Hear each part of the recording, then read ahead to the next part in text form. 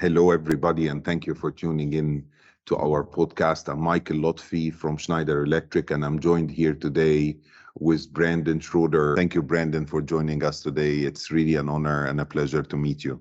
Yes, thank you, Michael, for having me. I'm very pleased to be here today. Pleasure. So, Brandon, you are one of the very first, if not the only one I've met that actually survived an arc flash. But before we dive into this, I would really like to hear more about your electrical contracting career and when did you start and how was it for you? Yeah, so right after high school, I graduated high school. I was a farm kid. I grew up in the Midwest, Iowa, hardworking, farm family. And when I got done with high school, I didn't really see myself going to college. So I had to find some other options. And my dad encouraged me to get into construction. And I started doing some research and I found the electricians. I went down and I joined the electrical apprenticeship. I applied right out of high school. It was very competitive to get in. They had 600 applicants. They were taking 20. And I didn't really think I had a chance at getting in. I had no experience, no connections. I was trying to figure out what I was going to do in the fall. And I thought, well, I may as well go apply to the other cities in my area. So I went to cities that were about 100 miles away from where I lived. And I thought I'll just move if I get accepted into this program. I had my sights zeroed in on getting into an electrical apprenticeship program.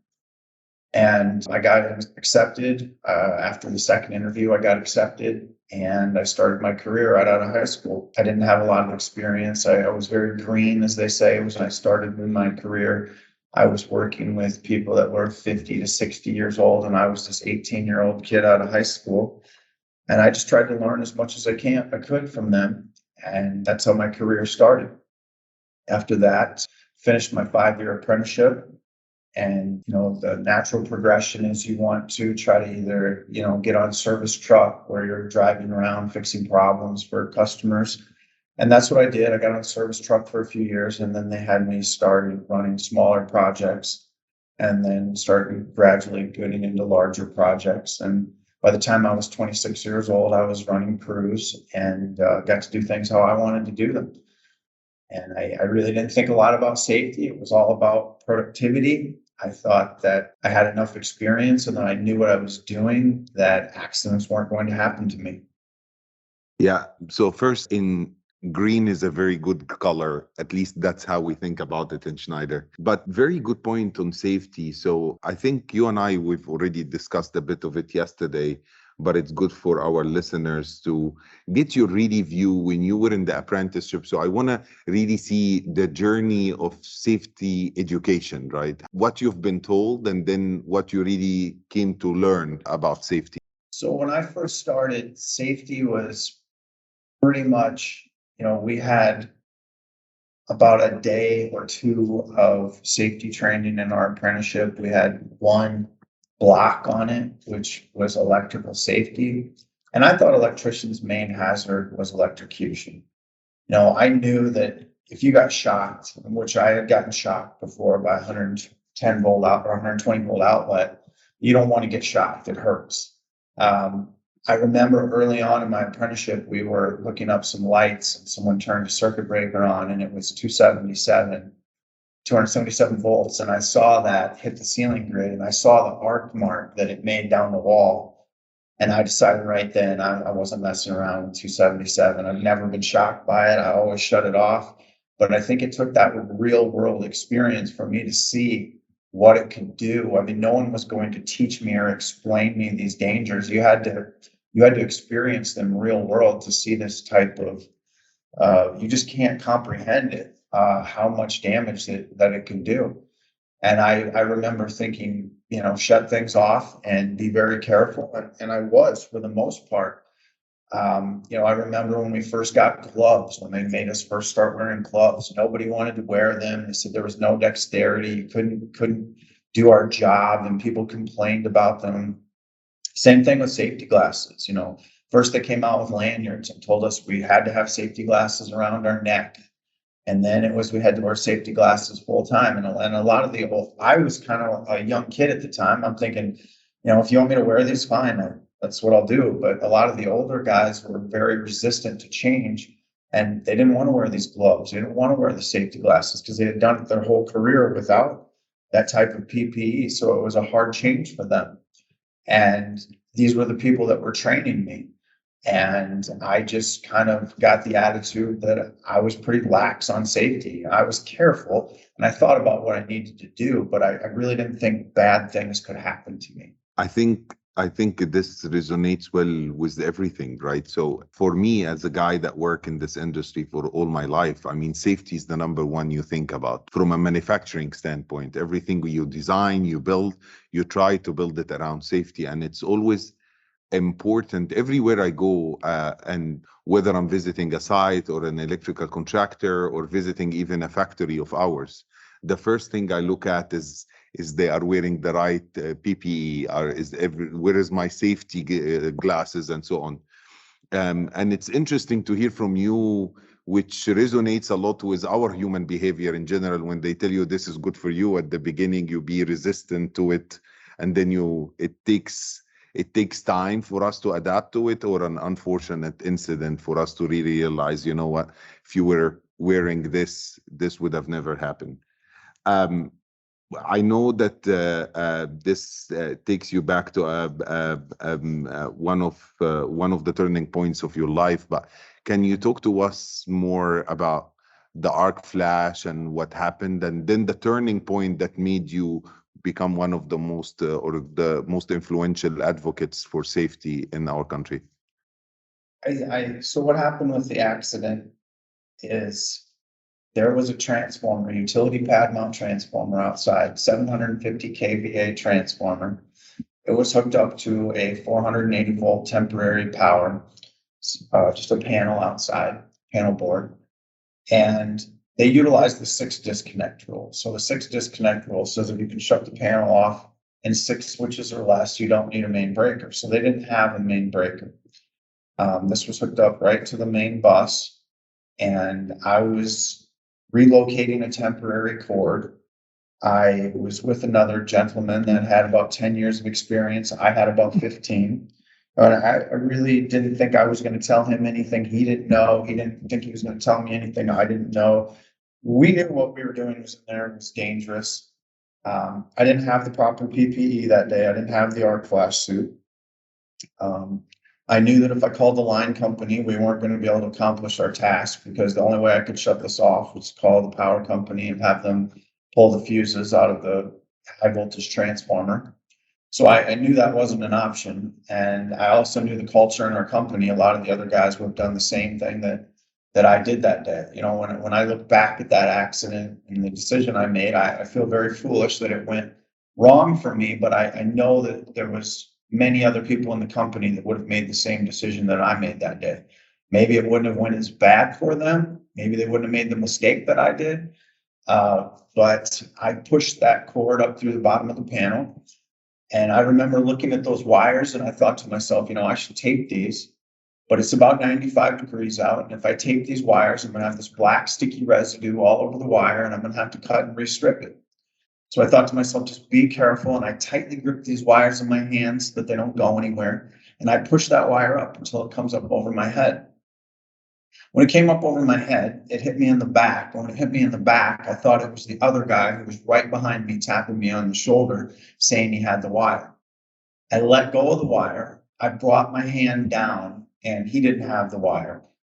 The ground wire, which was hooked to building steel on the other end, flopped back into the panel, hit the bus bar, creating an arc flash.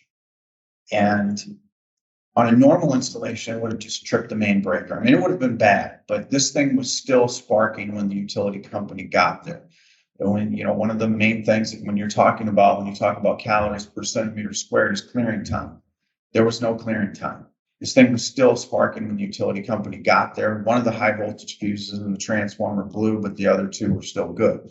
So this thing was still sparking when the utility company got there. The paramedics and the fire department showed up. They saw my hard hat. They thought I had died. I was already on my way to the hospital. I decided I was going to drive myself to the hospital.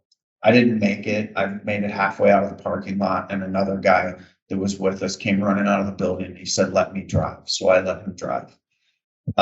After the accident, I worked for a company that they did arc flash analysis, and they got the information from the transformer and the utility company, and they figured out that if a bolted fault current would have been around 42 calories per centimeter squared. So once they figured the incident energy, it came out to 42 calories per centimeter squared. Now, that's a solid bolted connection between A phase, B phase, and C phase. I didn't have that.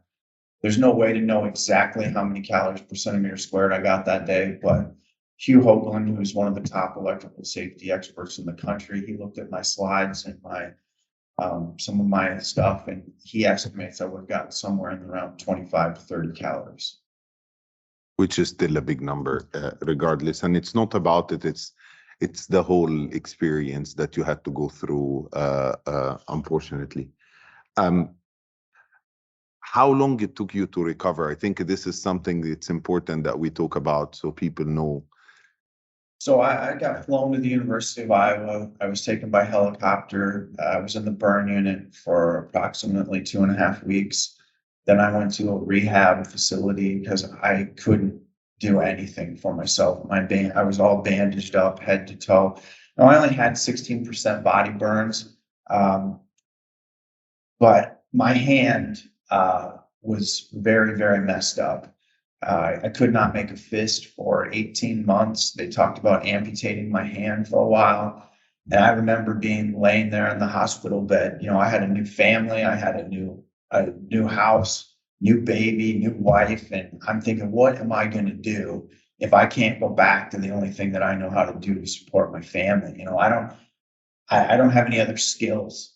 And looking at my hand, I don't know any one-handed electricians. And I'm thinking, this is not good. And I lost pulse in my hand 4 times. They told me I was going to lose my hand if I lost pulse in it.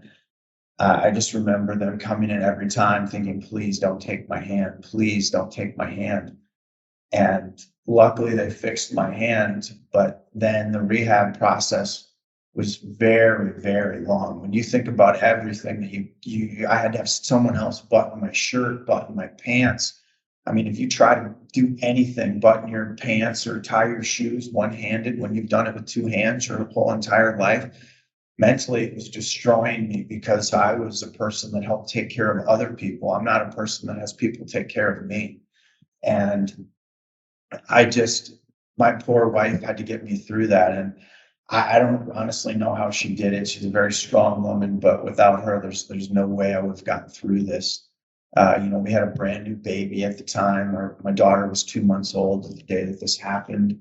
My wife was on maternity leave. She had to bring our new daughter to the hospital to see me up there in the burn unit.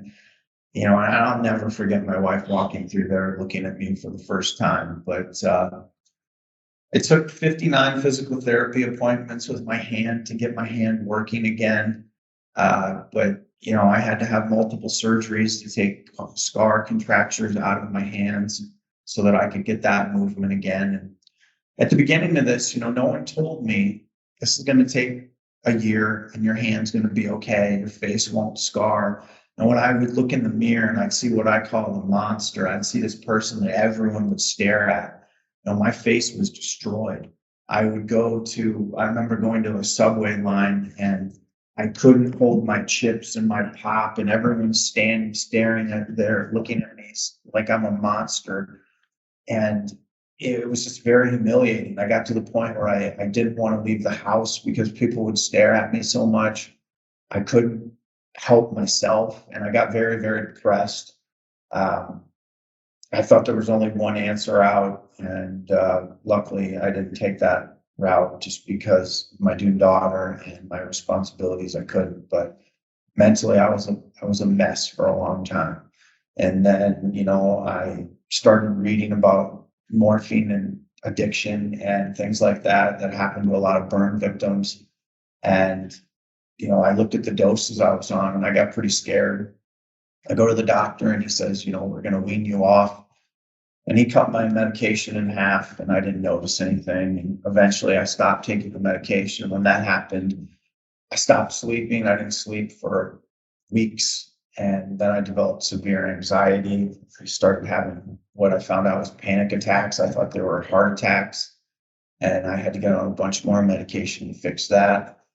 And when I was finally able to return to work, I couldn't work with my hands.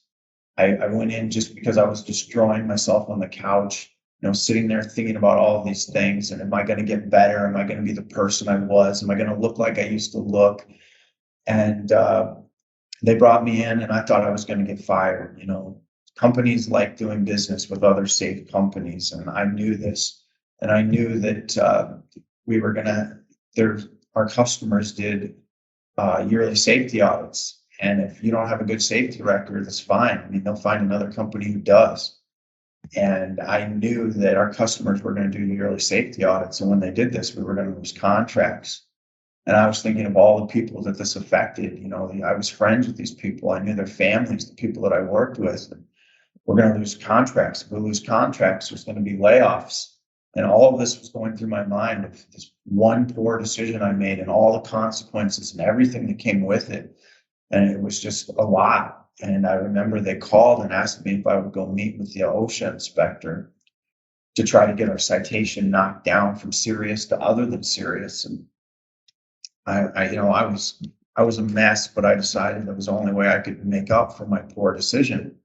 And we went there, and he knocked our citation down from serious to other than serious. And I was so happy. I felt like I just won the Super Bowl. There was a guy in the room that asked me if I would talk about my story. I'd never talked in front of people in my life. I had no idea what I was going to say. And we did that first presentation, and I didn't think I did very well at all. And someone came up and asked me to do 3 more. And it just kind of evolved. And I built this presentation around trying to get through to people that had the mindset just like me. I mean, you can do formal education, but nothing beats real world experience. And that's what I bring when I bring my presentation. If someone would have showed me a presentation like I have now, I would have never made the decision that I made that day. And I bring it real world and show them what can happen. And I got lucky. Not everyone will. Very strong. You are a very strong man. Your story inspired me. I'm even losing words. It's inspiring, your resiliency and how you got yourself together. You built a new you, and you came out victorious, and you took it as a foundation for a great future. We're all very proud of. Thank you. It just seems like it kind of happened. I was in the right place at the right time, and I met a lot of people that helped me build my presentation, but I'm very proud of what it's become into. And I have a goal to be the #1 safety speaker in the country. I know that's a lofty goal, but I think if you're not trying to be the best, at least do your best and try to be the best. You never will be. So that's what I'm trying to do. No, I think you will achieve any goal. Just listening to your story and your resiliency, it's inspiring. I think you will reach any goal you would like, or you will set your eyes on. Remember, my name is Michael Lotfy, and as I always say, the future is indeed bright with Schneider Electric. See you next time on Power in Progress. Thank you so much.